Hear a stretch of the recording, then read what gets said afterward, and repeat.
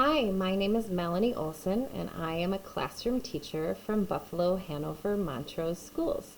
And today we're going to talk about the importance of encouraging a productive struggle while integrating computer science into your classroom. When we're looking at integrating computer science, we want to keep our 12 pedagogy principles on our mind while thinking of strategies and how it will be integrated into our room. So, what exactly is a productive struggle? Well, I found a great article from Renaissance Learning, and they say productive struggle is developing strong habits of mind, such as perseverance and flexible thinking, instead of simply seeking the correct solution. Not knowing how to solve a problem at the onset should be expected. And so you want to put your students in a situation where they're not going to easily find the solutions to their problems. You want them to engage in thinking while they're working on a challenge.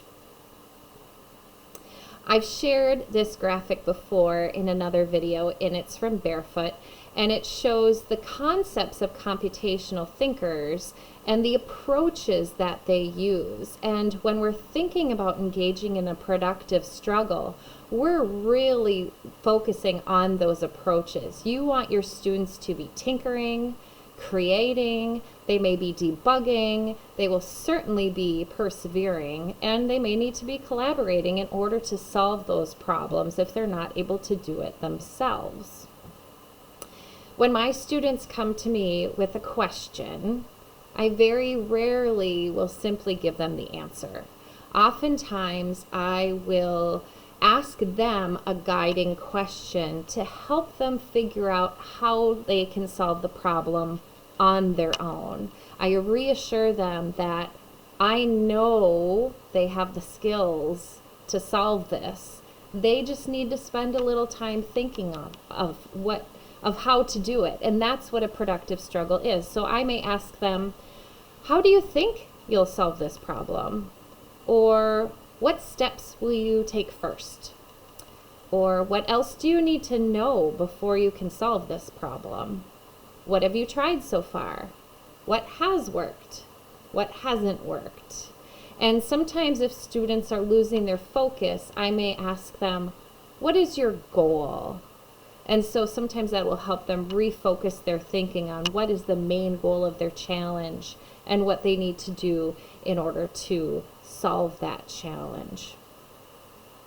So why does it matter anyway that students should be engaging in a productive struggle? And there's another quote from Renaissance Learning, and they say, productive struggle promotes comprehension and mastery.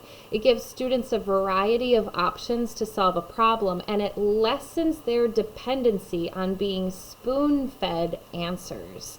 You want your students to be independent, creative thinkers. And that's not just in computer science. That is a lifelong skill that will help them across the board.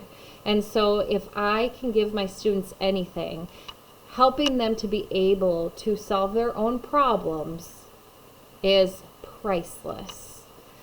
So there are many benefits of productive struggle, and here below is linked an article from Houghton Mifflin Harcourt that focuses on that, and they say that productive struggle also enhances students' metacognitive self-regulation, which is the ability to set learning goals, plan strategies to meet those goals, monitor their progress, and know when and how to ask for help along the way. Critical thinking requires these types of self-regulation and thought processes. And so self-regulation is something that a number of students struggle with. And when you think of students being able to self-regulate their thinking and monitor their progress towards meeting a goal, that is an amazing benefit that, again, will help them not just in computer science, but it will help them across the board. I often see this coming up in computer science because students are so motivated to solve challenges and problems with coding that they will be rapidly increasing their skills and they will be progressing towards harder challenges and greater challenges. Once they've figured out how to do something, they want to figure out how to do the next thing. And so students are going to be constantly working towards a point where they should not know what they're doing and they need to figure out the next piece of the puzzle. And so by teaching them how to comfortably engage in a productive struggle, you are helping them be able to be independent problem solvers.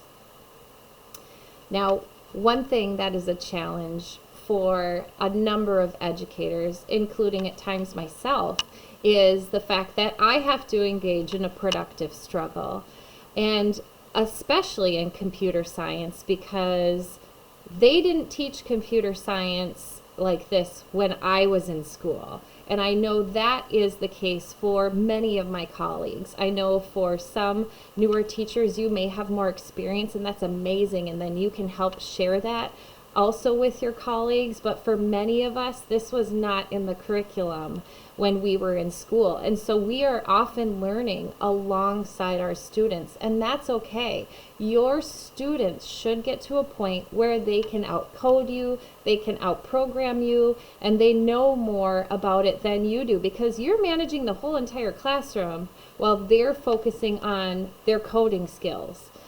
You at times will be learning things along with them, but you don't have the same dedicated, focused learning time on your coding skills at that time as they do, because you are the manager of all the things. And so there will get to that point, and that is wonderful. That is amazing. You have to check your ego at the door, because you want them to be able to shine in their learning and what they can share with you. So allow them to engage in that struggle, and then allow them to teach you.